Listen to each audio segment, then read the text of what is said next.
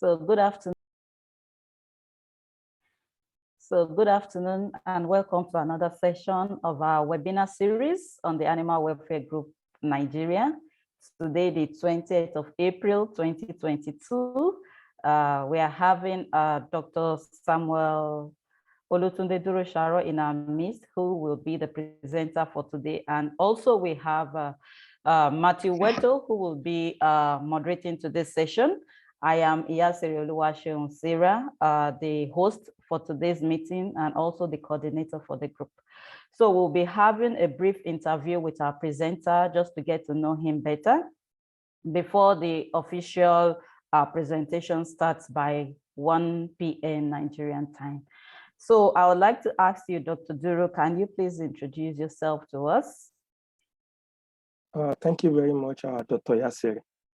My name is Durosaro Samuel, and I work with the Department of Animal Breeding and Genetics, Federal University of Agriculture Abeokuta, Ogun State in Nigeria, and I'm involved in the research. I work basically on livestock genetics, behavior, welfare, and some other productive traits. I work on genes.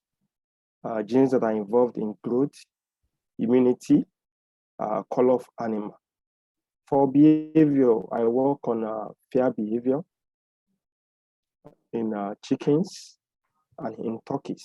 I also work on some other behaviors, especially in Funabafa chickens. There are behaviors which include resting behavior.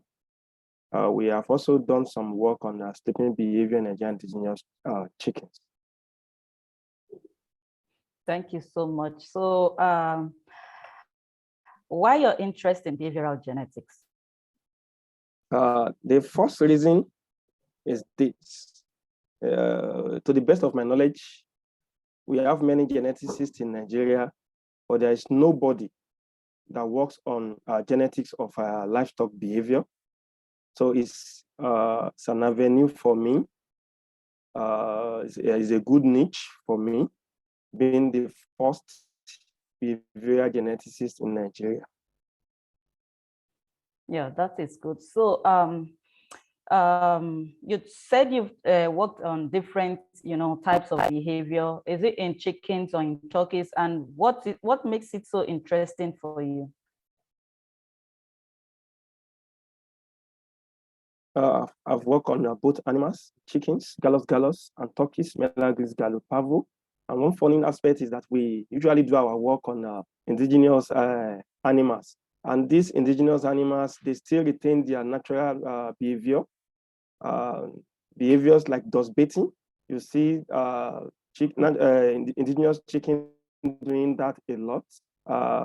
For fear, you will discover that if you compare the indigenous chicken and broilers, you discover that most times the broilers, they are involved in feeding behavior. They eat and rest, and they do less or they perform less of other behaviors like dust baiting and some other play behavior, and sometimes perching or roosting behavior. But you see all of these in indigenous animals. They do this a lot. And the interesting thing about all this behavior is that when you go to the farm, you see animals doing all these things with your naked eyes. Unlike the other aspect of genetics, there is this belief that you cannot see gene, but you can see behavior. So it makes it very interesting. Thank you. Dr. Weto, do you have any questions for our presenter? Okay, thank you, Dr. Durosaro. My first question has been asked, which is what prompts you to the area of behavior, right, genetics. But if I may want to ask, people talk about that the behavior of an animal is more, it tends towards more of genetics. That is the gene that affects the way an animal will behave. Can you shed more light on that? Thank you very much, Dr. Weto. The behavior of an animal is a phenotype. That is the first thing we need to know. And phenotype results from interaction between the gene and environment. So the behavior is not only affected by gene, it is also affected by environment. So the two of them have a role to play in behavior of any animal. For the gene, genes are involved in so many behavior. For example, let's look at fear behavior. Genes like serotonin transporter gene, they affect fear and aggression in animals. That is an example. Then we have color genes like MC1R, PME, aggression in animal. But the most important thing is that even if the gene is present and the right environment is not provided, the behavior will never be expressed. And if it is expressed, it will not be expressed adequately. Okay, thank you. Okay. So what next? What is the next step? What's the next thing you're thinking about doing? Good. I discovered that there are a lot of missing gaps in behavioral genetics. When I was trying to prepare for this presentation, I discovered that basically there are few studies on behavioral genetics of goats. That is an aspect to delve into. I also discovered that the little work that are done on chicken, they are done by a particular set of people. You'll be talking about Pa Jensen, Bas Odenberg, and Agnava. So why not go into all these aspects since we don't have so many people into this behavioral genetics? So I want to delve into this, go into genomic level, do what we call genome-wide association study, trying to link SNP variations with some behaviors in chicken, in turkeys, and some other livestock species. That is number one. Then number two is that we can also look at genetic. I will try and check genetic parameter estimate of some behavior.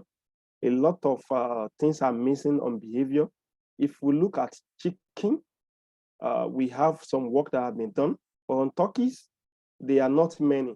The only work that we have on genetic parameter in turkey, I think, is the one done by, I think, Nestor.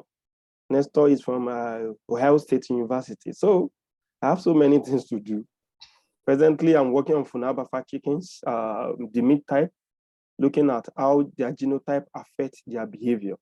So after doing that, I can pick some candidate genes, try and link the polymorphism in them with some behaviors. After that, I can go into the whole genome of the chickens, look at genomic variations and link them with some behaviors.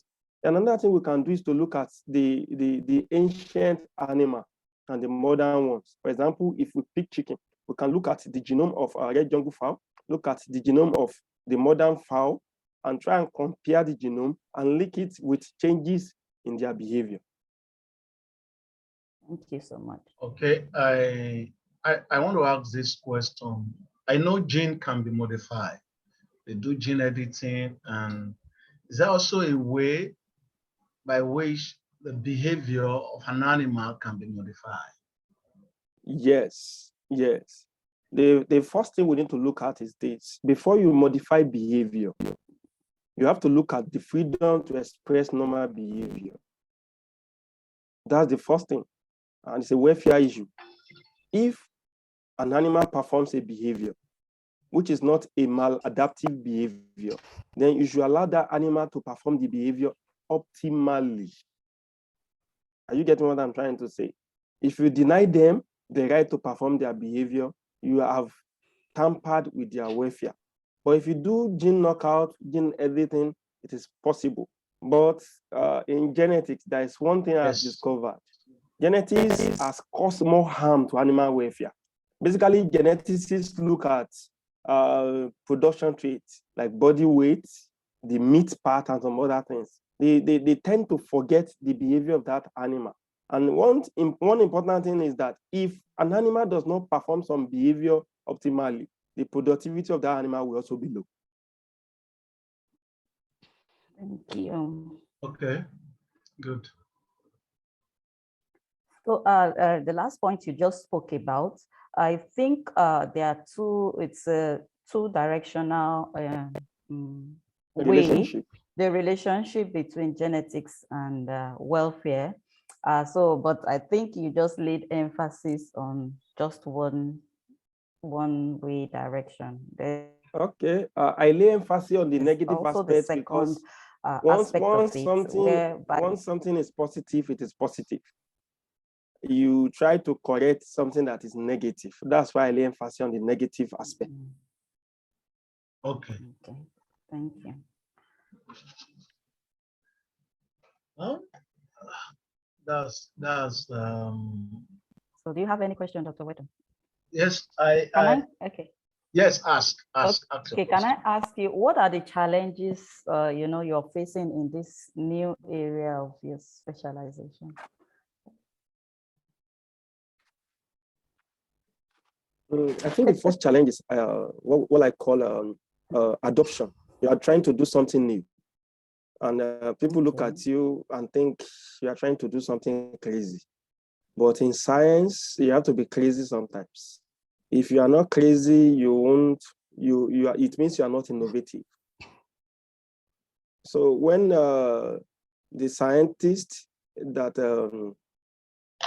built aeroplanes started, they met a lot of oppositions. In fact, some people told them that if God wants us to be flying, he will have given us wings. So that is the first challenge. People don't want to adopt something that is new. So behavioral genetics is relatively new in Nigeria, and it is new in my university. That is Federal University of Agriculture Abeokuta, Ogun State, Nigeria. That's number one. Then number two is not having the appropriate tools to measure some behaviors. The modern tools include all these trackers, the use of drones, and some other things. So we will need to collaborate with people in engineering to do all these. So all these are limitations and challenges. Yeah, thank you so much. I think we have come to the end of the interview, and we need to start the program officially.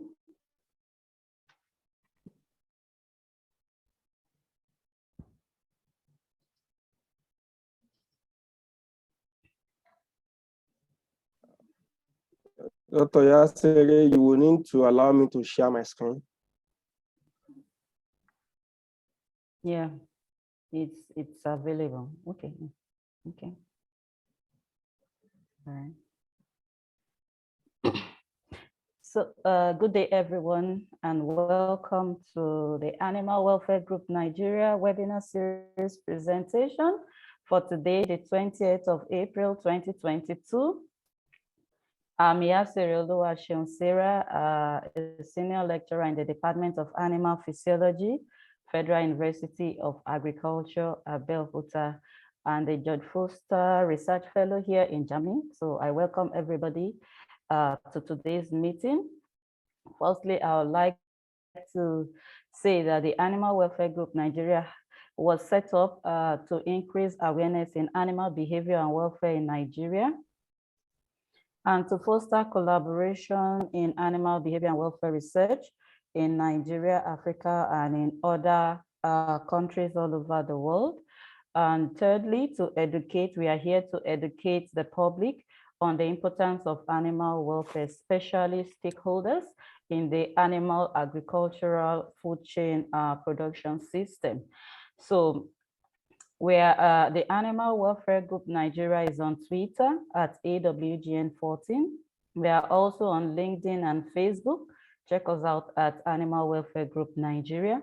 And recently we launched our YouTube channel. So if you have missed any of our webinar series presentation since last year, please check our YouTube channel. It's also called Animal Welfare Group Nigeria. Feel free to subscribe and drop your comments. And also it's an educational resource where you can learn, watch the webinars there, and you can get in touch in case you need further contact with the presenters. So today, I'm the host for today's program, and the moderator for today's meeting is Dr. Weton Matthew.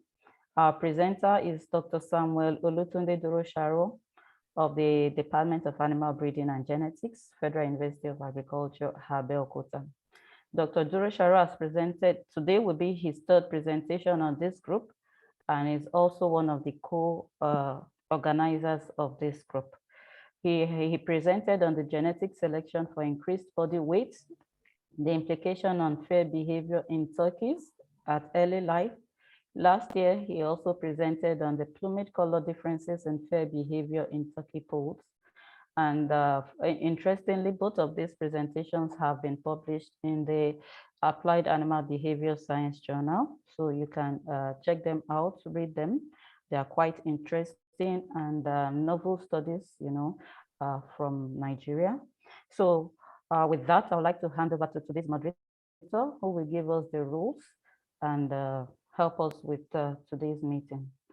Dr. Wetu. Thank you very much, Dr. Yasiri Oluwaseun, popularly known as Mother Hen. I want to appreciate you for this wonderful job. Before I will introduce our presenter for today, I want to welcome us to this webinar series, another webinar series of Animal Welfare Nigerian Group. I want to tell us that please, during the course of the presentation, we need to mute our mics and put off our video. When it's time for us to talk, the host will release us to talk. So I want us to please abide by it. If you need a question during the course of the presentation, you can use the chat box. Just type in your chat box and put your name and your question. I want to assure you that your question will be looked into. The presenter of today is a researcher in the Department of Animal Breeding and Genetics, Federal University of Agriculture Abeokuta in Ogun State, Nigeria. He received a Senate Prize for first class honor graduating student in FUNAB in 2010. He also received World Bank Center for Excellence in Agricultural Development and Sustainable Environment Scholarship to pursue his PhD in 2014. He has attended several trainings and conferences on genetics. He is a member of many international and national society, some of which are Nigerian Society for Animal Production, Genetic Society of Nigeria, University Federation of Animal Welfare, and International Society for Applied Ethology. His research interests include livestock genetics, behaviors, and welfare. And I want to tell us that our presenter of today, who is going to present on role of genes in farm animal behavior, has more than 30 articles in reputable journals and referred conferences and proceeding. And is currently working on the effect of genotypes on behaviors and welfare indices of FUNAB alpha chicken. May I use this opportunity to invite Dr. Samuel Olutunde Durosaro that will be presenting this webinar series on the roles of genes in farm animal behavior. So, Dr. Durosaro, I want to hand over the presentation to you. Thank you. Thank you very much, Dr. Wetu, the moderator. I also want to thank Dr. Oluwaseun Yasiri, the host. I want to assume everybody can hear me. Dr. Wetu? Dr. Yes, Yasiri? Good. Yeah. I just need to be sure because I saw somebody posting that the audio is not good. So thank you, everybody. Thank you for participating in today's webinar series. My name is Durosaro Samuel, and I work with the Department of Animal Breeding and Genetics, Federal University of Agriculture Abeokuta, Ogun State, Nigeria. So I'm a lecturer as well as a researcher. And today on Animal Welfare Group Nigeria, I'll be talking on the roles of genes in farm animal behavior. If we look at the title of today's presentation,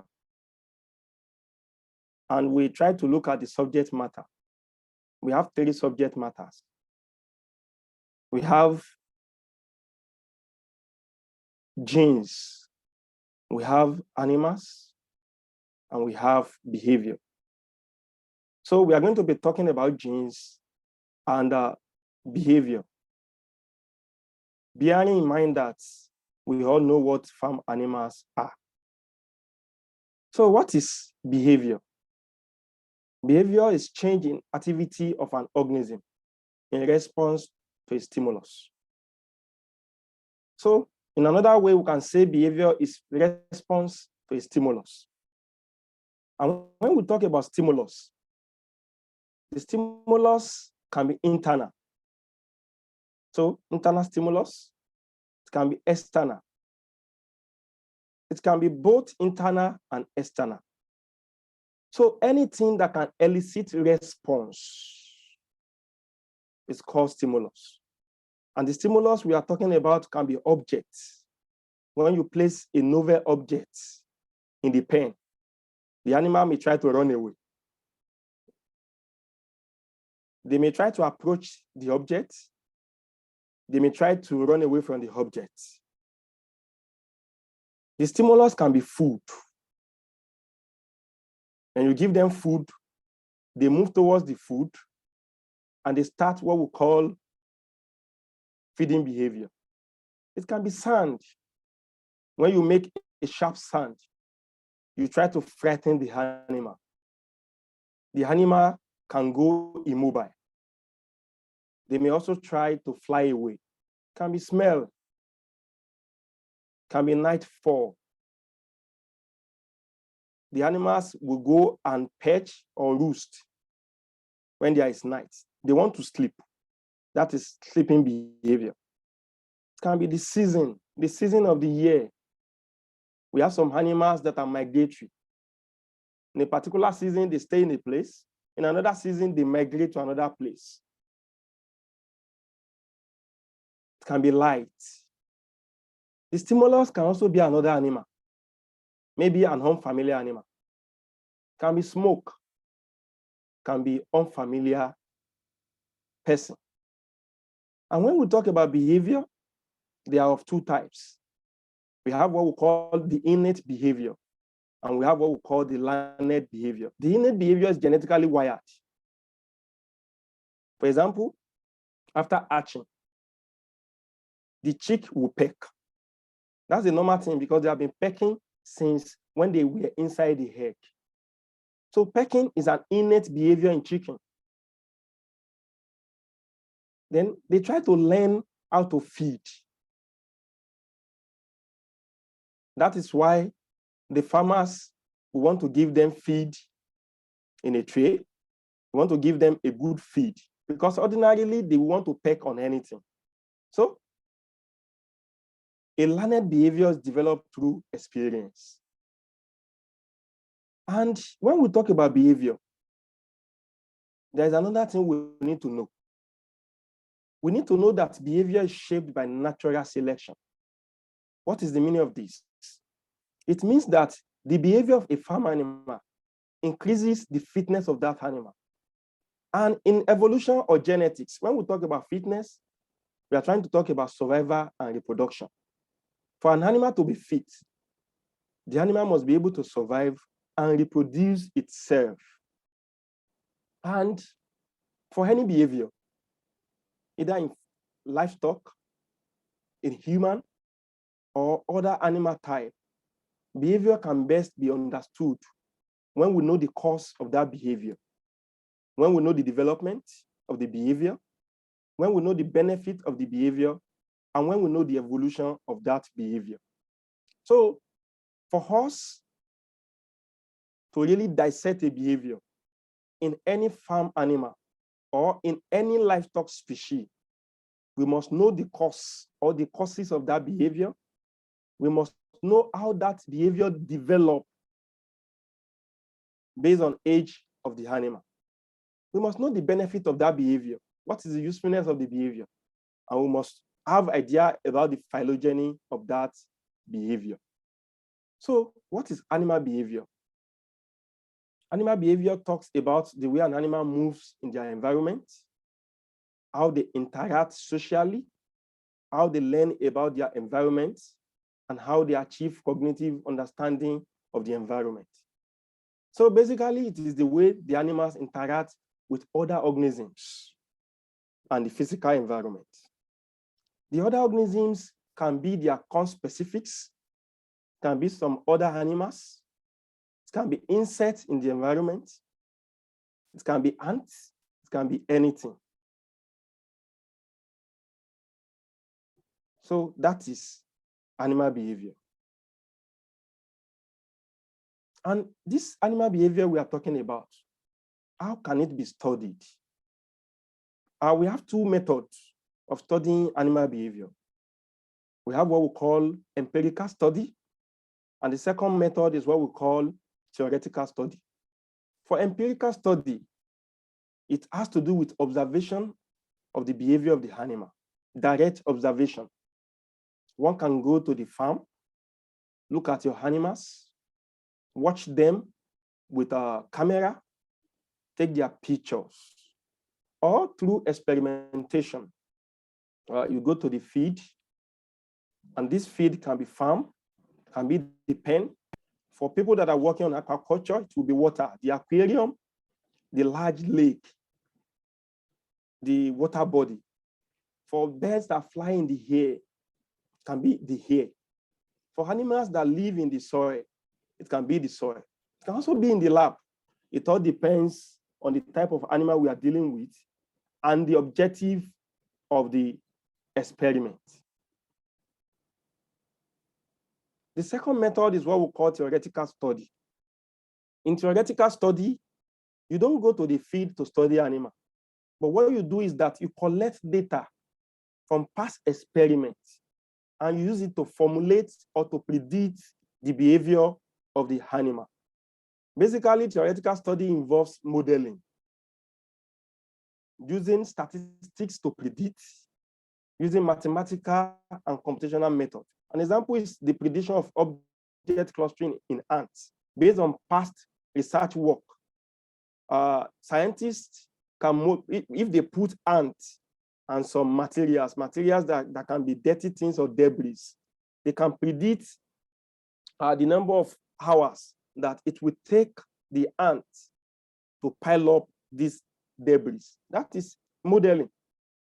These animals we are talking about, why do they behave?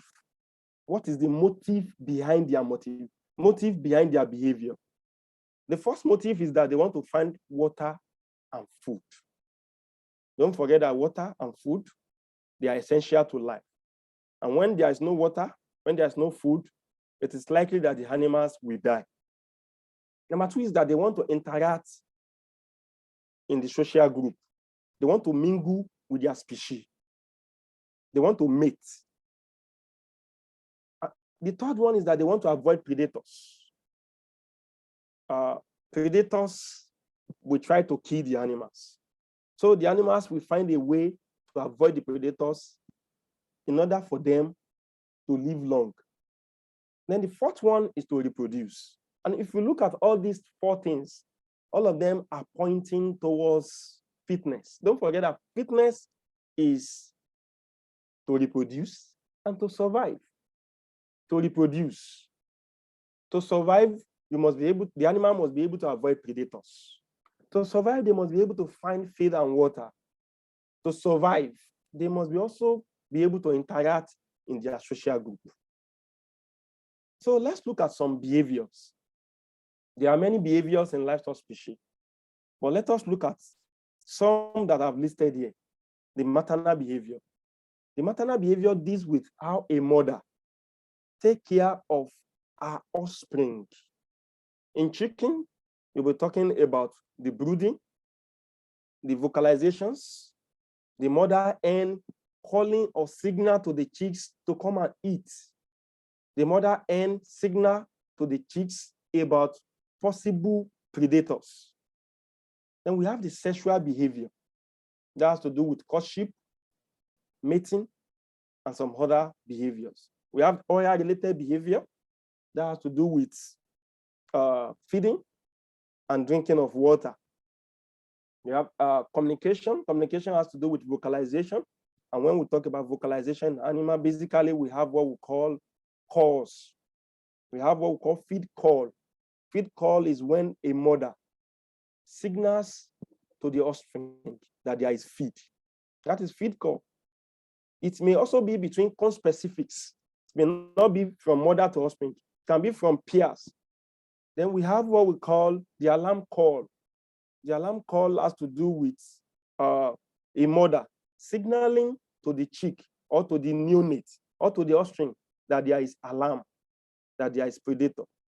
Another funny thing about alarm call is that some animals use alarm call as a form of deception. Another behavior is shelter seeking. We have eliminative behavior, and we have maladaptive behavior. For maladaptive, we have behaviors like feather pecking. The Asian chicken or the Asian pig, they have this exploratory behavior where they want to dip their mouth into the soil. Now that they have been domesticated and we have put them in pens, they don't have access to this soil. So what do? They try to peck or bite their conspecifics. That is maladaptive behavior. So, like I said the other time, for us to understand what a behavior is, there are some questions we must ask ourselves. And a Dutch scientist with the name Nicolas Timbergen proposed these 4 questions on animal behavior. The first question is function. When we talk about any behavior, the first thing we need to look at is the function of that behavior. Why is the animal performing the behavior? And this behavior, when we talk about function, it has to do with adaptation. Then we need to look at the phylogeny. How did the behavior evolve? Then the third and the fourth, what are the causes of this behavior? Then we have to look at the ontogeny. How has the behavior developed during the lifetime of the animal? These 4 questions are very, very important.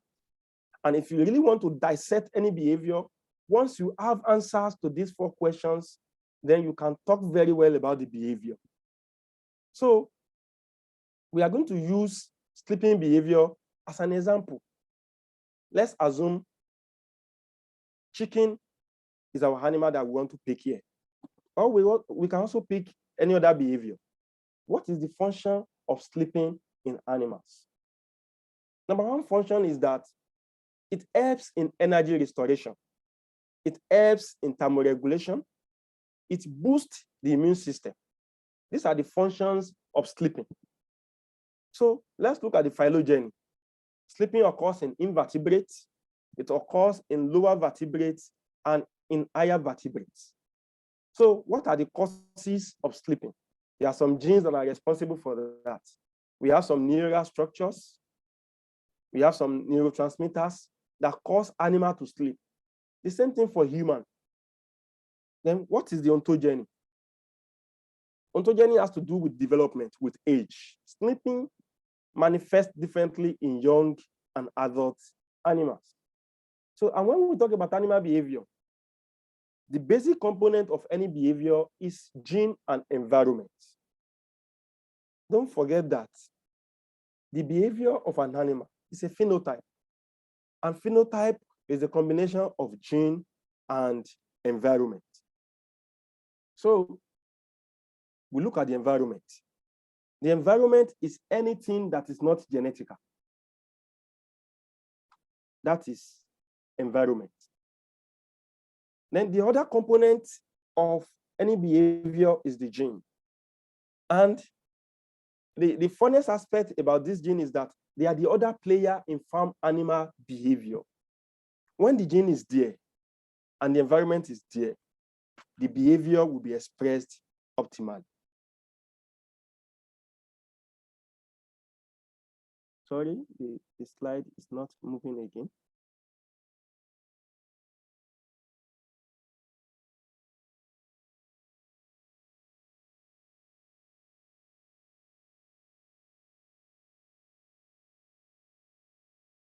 Hello, can you hear me?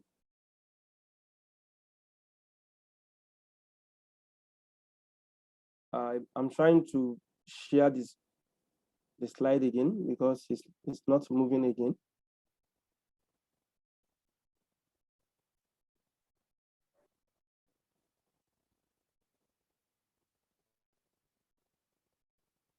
So what are genes?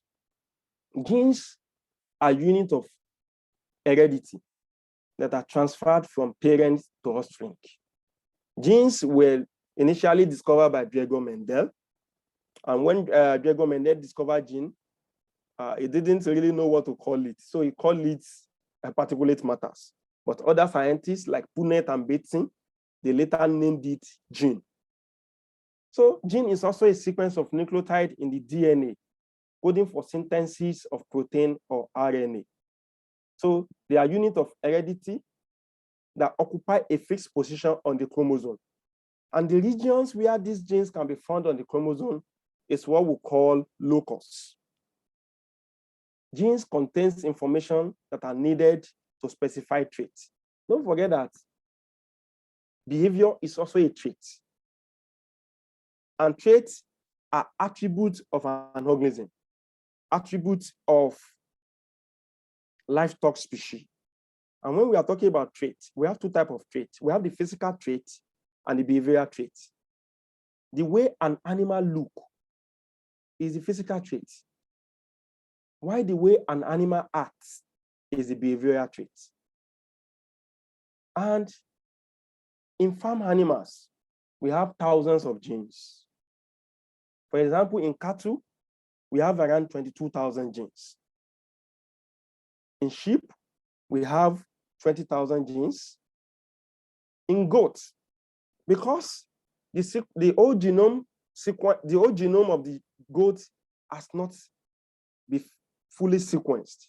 Presently, we don't have the number of genes that are present in goats. But I know because they are in the same Bovidae family as cattle, they will have around 20-something thousand genes also. In chickens, we have 39 pairs of chromosomes, and these chromosomes have 20 to 23,000 genes. For turkeys, that's Meleagris gallopavo, we have around 16,000 genes. And in pigs, we have around 21,640 genes. So what are the roles of this gene in farm animal behavior? For farm animals, genes have been shown to play important roles in their behavior. And from reports on irritability, genome-wide association study, candidate gene study, selection and domestication, we have evidence that a lot of genes are implicated in farm animal behavior. So what is irritability? Irritability just shows the proportion of a trait that is explained by gene. For example, irritability of 0.4 means that the traits under consideration is coded for by 40% gene and 60% environment. So the irritability values of some behaviors in poultry indicate that gene contributes to behavior. And these are the reported irritability behaviors. For tonic immobility in Japanese quail, tonic immobility is a fear behavior in which the animal goes immobile in order to escape from predators. So according to Ricolai et al. In 2013, irritability of tonic immobility. What is the implication? The implication is that 21% of this fear behavior in Japanese quail is coded for by gene. So it means that gene is responsible for 21% of tonic immobility in Japanese way. For perching behavior in Rhode Island red chickens, according to work, the irritability value is 0.22. So the meaning is that gene is responsible for 22% of perching behavior in this type of chicken. And the other 78% is due to environment. For water drinking in turkey, we have irritability value of 0.09 to 0.31. Don't forget that I said that irritability explains the proportion of the total phenotypic variance that is due to gene. So if the irritability is 0.31, it means that 31% of that gene is coded for by the gene. Gene is responsible for 31% of that behavior. For broodiness, which is a maternal behavior, we have 0.15 to 0.29 in turkeys. For feeding behavior in turkeys, according to Prolux in 2016, the irritability value is moderate to high, and that is around 30% to 60%. For emergence, which is another fear behavior in Japanese quail, according to Jagin and Peterson in 1992, gene is responsible for 37% of that behavior. Then for aggression, according to Segel in 1960, the irritability value is 0.57. As for irritability, the values between 0 and 0.2 is very low. 0.21 to around 0.3 is moderate. 0.3 upward to around 0.6 is high, while anything above 0.6 is very high. For feather pecking, it is between 0.1 and 0.4, according to Rodenberg in 2003.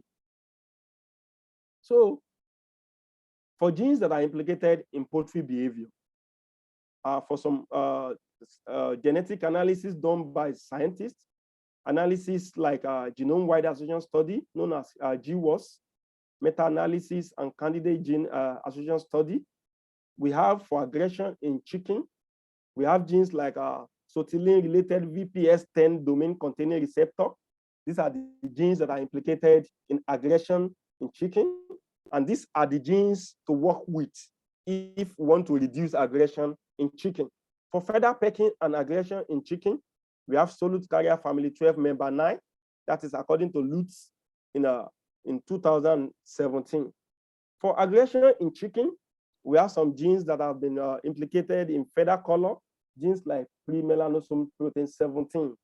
So this gene is also responsible for aggression in chicken. It is also responsible for their feather color.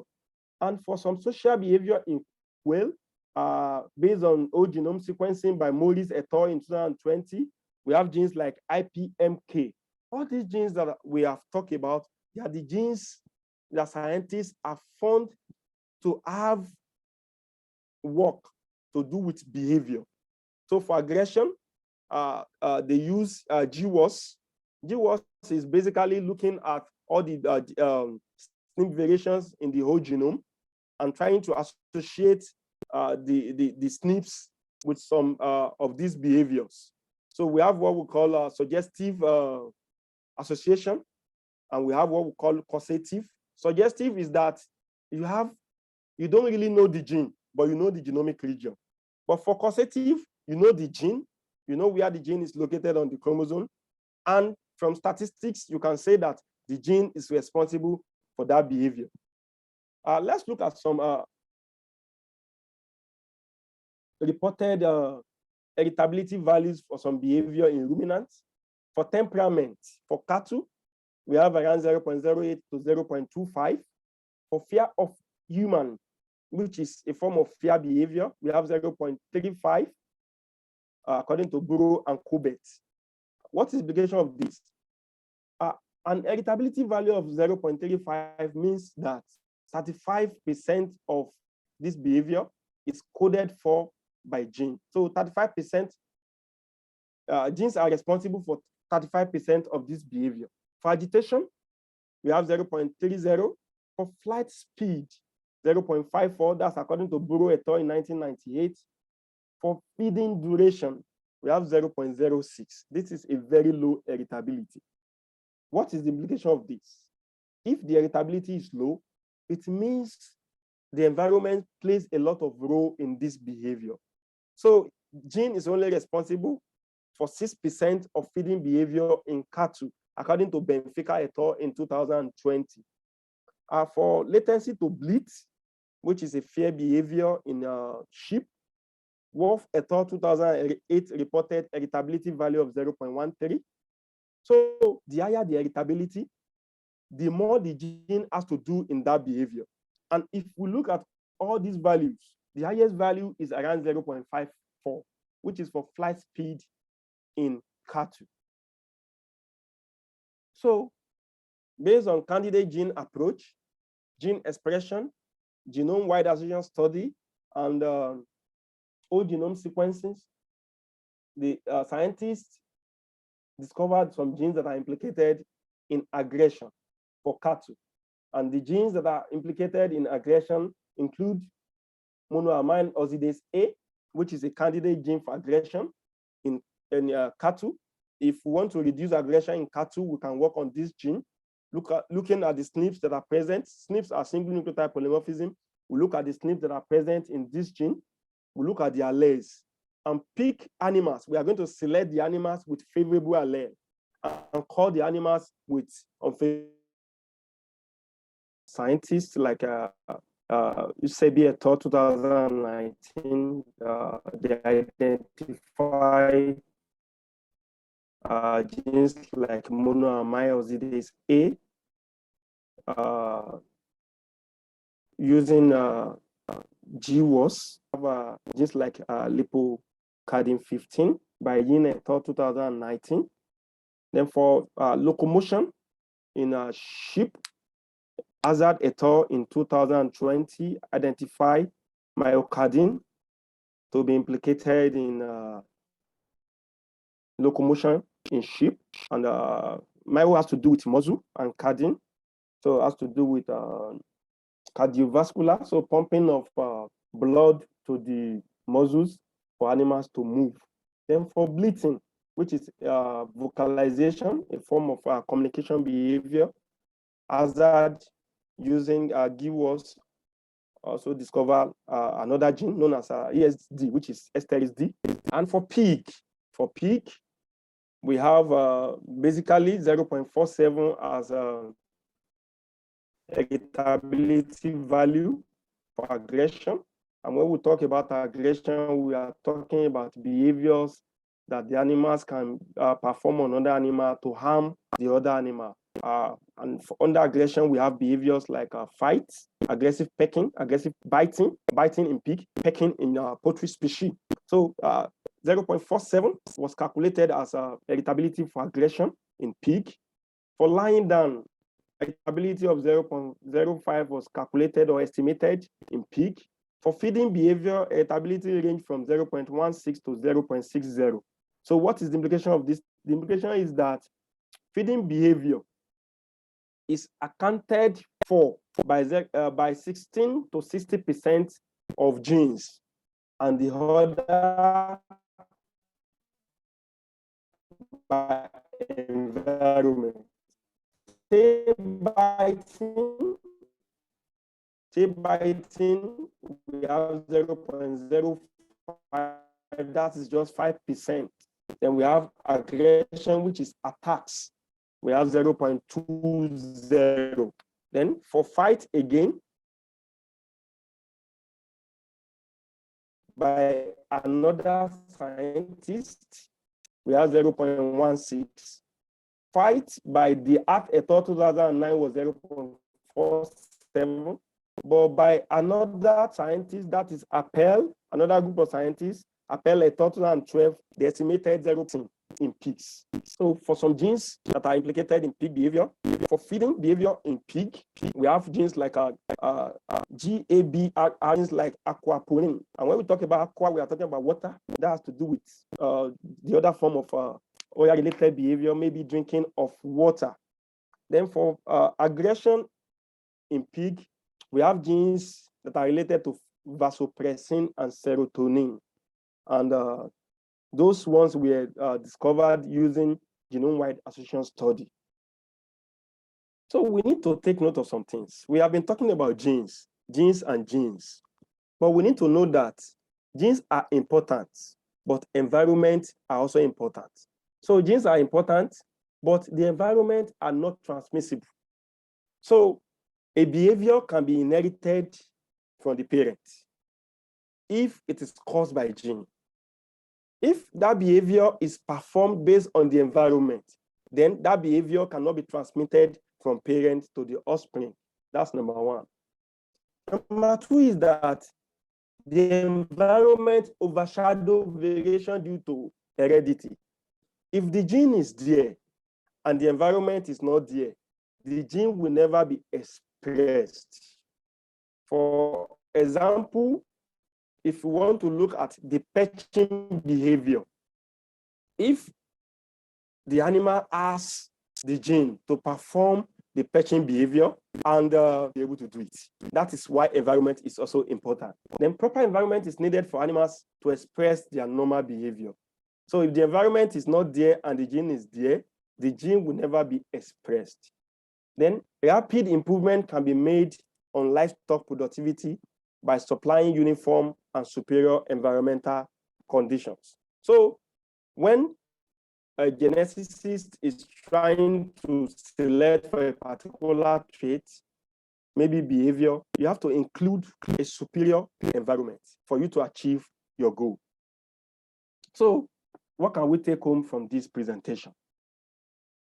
The first take home is that most of the behaviors of farm animals are controlled by many genes, each with small but additive effects. So this is what we call additive gene action in genetics. You have many genes that work together to code for a particular behavior. So it may not be one gene, it can be 20, it can be 50. So we have many genes that code for behavior.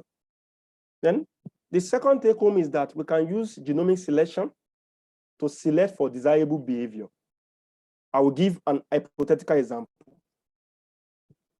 Feather pecking in chickens. We can look at the genomic regions that are responsible for feather pecking using genome-wide association study.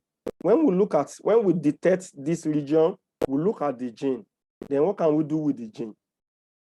We can do gene editing. The alleles that are responsible for feather pecking can be edited or can be knocked out. So these are some of the selected references. I want to thank everybody for listening to the presentation. Thank you. Dr. Yasiri, Dr. Weto.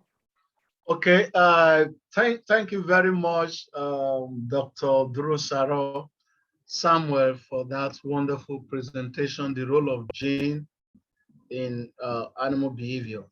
Though before I read I just want to also remind us to put our question on the chat box. But I want to ask this question. So you're trying to respond to some of the questions that I have here. During the course of your presentation, you talk about innate behavior and learned behavior. And I know, and some of the behaviors you discuss about the irritability, we talk about some that feeding behavior and aggressive behavior. And I can you shed more light on some, because I can see, for example, in feeding behavior, there are other things that can also affect feeding behavior. For example, if you look at the palatability of the feed, then when you talk about aggressive behavior, also the stocking density, and some of these things are not, I don't know whether they are heritable or not, because I know heritable traits, I want to define, there are traits that are being passed from one generation to the other in a predictable manner. What can you say about feeding behavior, aggressive behavior, this other, can we classify them as heritable traits for us to calculate, to begin to look at the heritability of those traits? Thank you very much. Thank you very much. That's a wonderful question. For example, if we want to, let's pick aggression. Let's say in pigs, there are some breeds of pigs that are very aggressive, and they pass it from one generation to another generation. And if you calculate heritability for aggression in this breed of pig, the heritability will be high. It may be more than 0.5. That is one. Number two is that when we talk about any behavior, a behavior is a phenotype, and it has two components, which are gene and environment. Today, we just talk about the roles of gene. Another day, we are going to talk about the roles of environment. If I say the heritability of a behavior is 0.3, the meaning is this. In a layman's language, it means 30% of that behavior is due to gene. It's just 30%.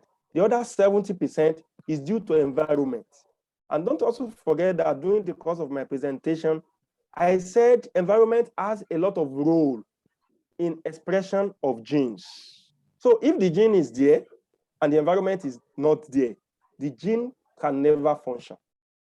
Then for feeding behavior, the natural behavior of some animals, let's say chicken or poultry, is pecking, not feeding. They learn feeding from their mothers or from their conspecifics. So the relative contribution of genes matters. And if you look at all the behaviors I presented, if you look at the heritability value, there is no heritability value that is up to 0.7%. There is none. This is to tell you that the genes have their effects, the environment have their effects. And if you want to improve on any behavior, we must work on the two. Thank you very much. Okay, thank you very much. We have some questions on the chat box. I see Professor Sonibara raising them, but I will get back to you, sir. But we have some questions in the chat box. There's two from Dr. Iyasire. One of it is there any idea on the heritability of broodiness in chicken? Can you answer that before I will read the second question? To the best of my knowledge, I check for broodiness in chicken. I didn't see any value on heritability, but I think I saw on turkeys. On turkeys. The report of Emagliboli, they reported that. So can you shed more light on what you see in Turkey, because the two of them are poultry species? Good. The two of them are poultry species, but if we look at the natural behavior of the two of them, yes, because of the size. Sometimes the clutch size, the number of egg laid, all differ in the two. I think the values that we have for turkey is not up to 0.4. For chickens, I don't know because I didn't see any value. So a value of 0.4 means that 40% of broodiness in turkey is accounted for by gene, while 60% is accounted for by environment. Okay. Thank you. Okay. So I think that should be another study for us, since many work have not been done in broodiness of chicken. I'm throwing this open to us. And then another question from Dr. Yasire is talking about what is the role of strain or breed on genetic control of behavior? The roles of breeds. Good. That is a very good question. A breed is a group of animals that are related by ancestry. Some breeds have been selected to have a particular behavior. Let's pick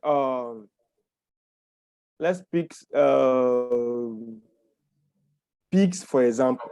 We have some breeds of pig that have good mothering ability. We have some that don't have good mothering ability. Mothering ability is a behavior. So when we talk about gene, you cannot remove breed from gene because it's all talking about selection. Some genes have been selected for in a particular breed. Some genes have been selected against in a particular breed. So when we talk about breed, we are talking about gene, we are talking about genotype. So it's more or less talking about the gene, but this time I am talking about selection.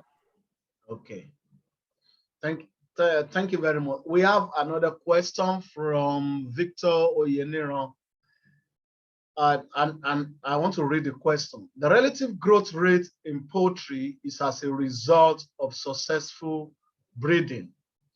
Now, however, we are all aware of returning to slow growing birds. Now, how do we make a balance, knowing fully well that these slow birds might not really meet the demand of the growing population?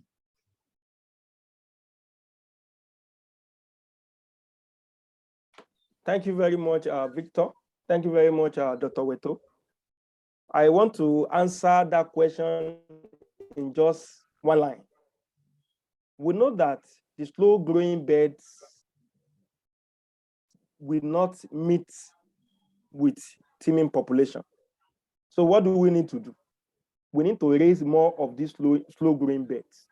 If the original intention is to raise 40,000, we can increase it to 60,000 birds. With this, we can meet the teeming population of human beings. That is just the way out. We raise more of these birds. Okay, thank you. We have another question from Mofoyeke Sonda, and the question is irritability the only parameter that can be used in this in the role of genetics in animal welfare? Is it only irritability that we can talk about? Why not other genetic parameters? Thank you. Thank you very much, Foyeke. We have some other genetic parameters, but they measure some other things. Irritability will measure the relative contribution of gene to a particular trait. Correlation, genetic correlation, we talk about relationship between two traits. Repeatability, we talk about how repeatable a particular trait is. So when we want to talk about gene, we have two options: irritability and genetic correlation. But genetic correlation will only tell us the relationship between two traits, so that if we want to do selection, we know the type of selection to do. Are we going selection method to use rather? Are we going to use tandem selection method? Are we going to use independent calling method? Are we going to use selection index? So this is what genetic correlation will tell us.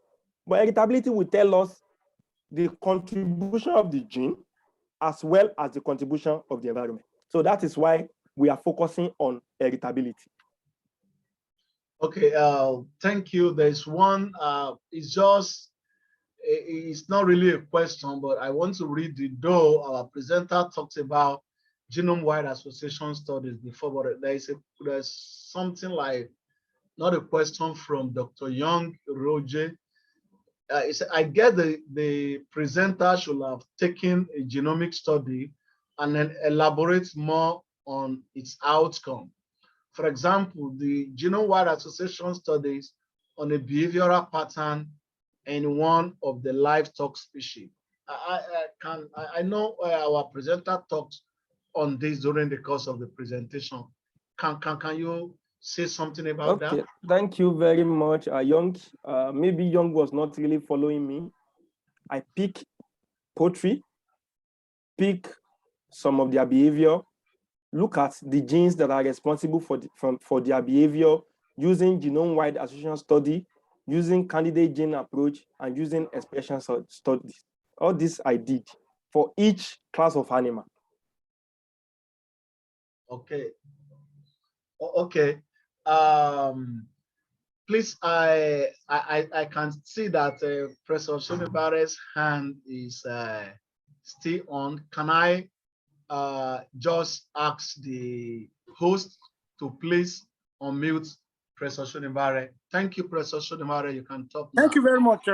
Thank you very much, Dr. Weto. Thank you. And Dr. Durosaro, very good presentation. Very excellent presentation. I want to ask a question. You're talking about the percentage contribution of the gene and percentage contribution of the environment. You are talking on the average when it comes to mal behavior, abnormal behaviors like pecking, like aggression and all that, that the environment contributes about 60%. Is it sacrosanct that environment should contribute, environment contributes 60% and the gene contribute 30%? That's number one question. Are you listening to me, sir? I'm getting. Let me answer the first question first before you ask the second one. It is not sacrosanct. It is not sacrosanct. The gene plays a role. The environment plays a role. For you to have feather pecking, automatically something is wrong with the feeding. That's nutrition. Something is wrong with the stocking density. That is environment. So anything that is not gene is environment, which can be nutrition. Maybe a particular nutrient is lacking from the feed of the animal. The stocking density. Then the sex mix ratio and some other things. So we can have less than 60% from the environment for these abnormal behaviors. But based on what other scientists have reported, I'm reporting what other scientists have reported. Okay. Yes. Okay, thank you. The second question is about heritability. You are so, the percentage heritability, if it goes beyond 5.5, one starts to be on the edge. You said so. Am I right? Yes, a geneticist will be on the edge. Okay. Once it starts getting to 0.5 and above, 0.5 and above. Yes. Okay. Then the issue of genetic contribution, I want to emphasize on this because I've seen a case of pecking order that the spacing was okay, the ratio was okay, the spacing was okay, the environment was okay, but these birds continue to peck and it got to a stage they consumed the whole carcass. So I'm beginning to suspect maybe there are some genes that are abnormal manifesting itself in this area. What do you think? Because it was really a bad case, a very, very bad case. So I'm suspecting. Thank you very much, Professor. To answer that question, two answers. Yes. The type of breed can contribute to aggression. Maybe the birds are aggressive peckers. We have some breeds that are wicked. That's number one. Then number two, there are some things that trigger pecking. We can look at the environment in terms of their feeding. A particular nutrient may be lacking in their feed that we are not really sure of. Okay. So don't forget that when we say environment, there are a lot of things inside the environment. Ordinary lightning can cause issue. So because you talk about nutrition, you talk about stocking density, what about the lightning? So those are issues. But I'm beginning to get worried when you said some breeds of birds are aggressive. Yes, they are aggressive peckers. I will give you an example. The Nigerian indigenous turkeys, and if you compare Nigerian indigenous turkeys and hybrid converter turkeys, Nigerian indigenous turkeys are destroyers. They destroy a lot of things. Hybrid converter turkeys, they don't destroy. So that calls for investigation of the type of gene that they carry. Yes.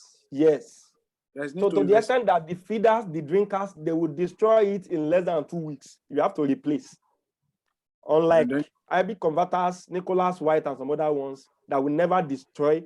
The only thing they do is to eat and rest. So that's why I said there are some aggressive peckers. Thank you very much, sir. Thank you. Yes. Okay, thank you, Professor Shonibare, for that question. There's another question from, I think, Abdulaziz Taufik. Now, from the answer you gave to Victor Yeniro's question, he's saying, won't that affect the input as an animal production, as an animal productionist? If you try to say, okay, you need to produce more of this animal to meet the protein intake, won't that affect the input an animal producer will need to put in to get that? Can you say something about that? Okay, Dr. Weto, thank you very much for the question. What we preach in the world now is one earth. The earth of human being, the welfare of animals, and a good environment. If you are talking about this, you are only concerned about human, leaving the welfare of the animals. So human beings have done a lot of bad to animals. I understand his question correctly. You are talking about money for raising the animals now. We should not be too capitalistic in thinking. We should look at our earth, the earth of the animals. The fast growers, they have a lot of welfare issues. Issues like cardiovascular problems, hock, burn, breast blister, foot pad dermatitis. All this we are fed, all these fast growing birds. And it's not really good for the health of the bird. So we consider the health of human being, the health of animal, and a good environment. And if we want to preach one welfare, one earth, we have to look back and consider the usage of the slow growing birds. That is the answer to it. Okay, I want to thank our presenter for the group presentation and for that great question and answer section. And once again, I want to thank everybody for joining. So I will hand over now to our host for her to round up this webinar series. Thank you very much. It was such an interesting presentation and a lot to swallow. And I want to believe this presentation must have inspired us in one way, you know, having different research inspiration and ideas, especially those that are in the field of animal breeding and genetics. I'm not there because I just don't understand those things. But it's a good presentation. Thank you so much, Dr. Durosaro. But I was a bit concerned in your presentation when you talked about the tail biting in pigs. And I got to know from your presentation that the heritability is just 0.05, which that means 5% is attributed to the genetic makeup of the animal. And I know tail biting is quite a very important welfare issue for those in the swine production. And that means a lot has to be done as regards, you know, modifying the environment in order to alleviate this welfare issue. Thank you so much. I want to appreciate all the participants for your time and for your attention. I want to believe you have one or two things to take home from today's meeting. Like I said earlier on, please follow us on our social media handles. Twitter at AWGN14, LinkedIn, and Facebook Animal Welfare Group Nigeria. And you can also get some of the webinar uploaded on our YouTube channel, Animal Welfare Group Nigeria. So our next presentation will be in 2 weeks' time, and that will be by the presentation will be on maternal care in Nigerian indigenous chicken. And that will be, the talk will be given by Oyeniran Victor. So hope to see you guys next in 2 weeks' time on the 4th of May for another webinar series. Thank you.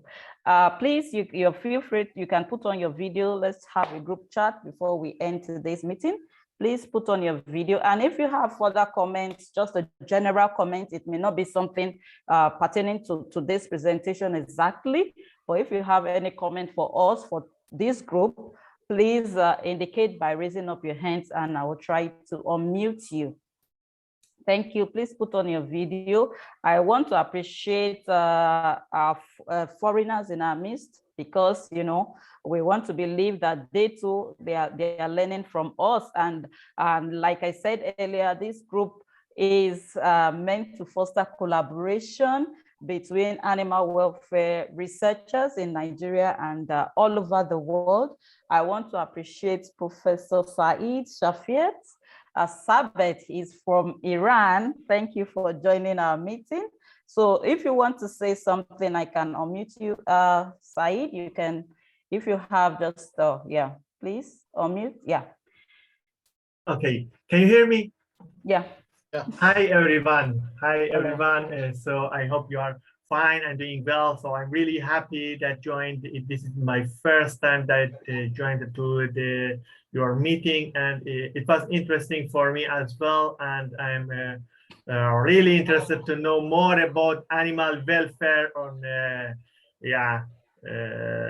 in these sessions that you are organizing. So thank you very much, and thank you. Yeah, see you again. I don't want to forget because Saeed actually told me that he's happy to present something on fish to our group.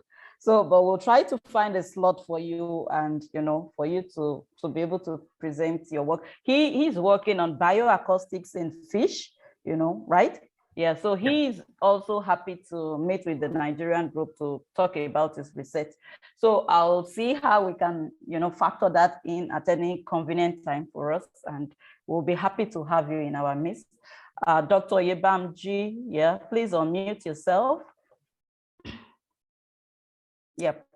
Good afternoon, everyone. Dr. Yasere, nice seeing you. Nice hearing your voice.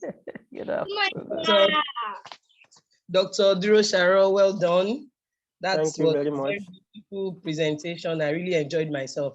And especially to say that I like the aspect of the environment, that you are saying that most cases, environment has a lot of impact on the behavior of farm animals.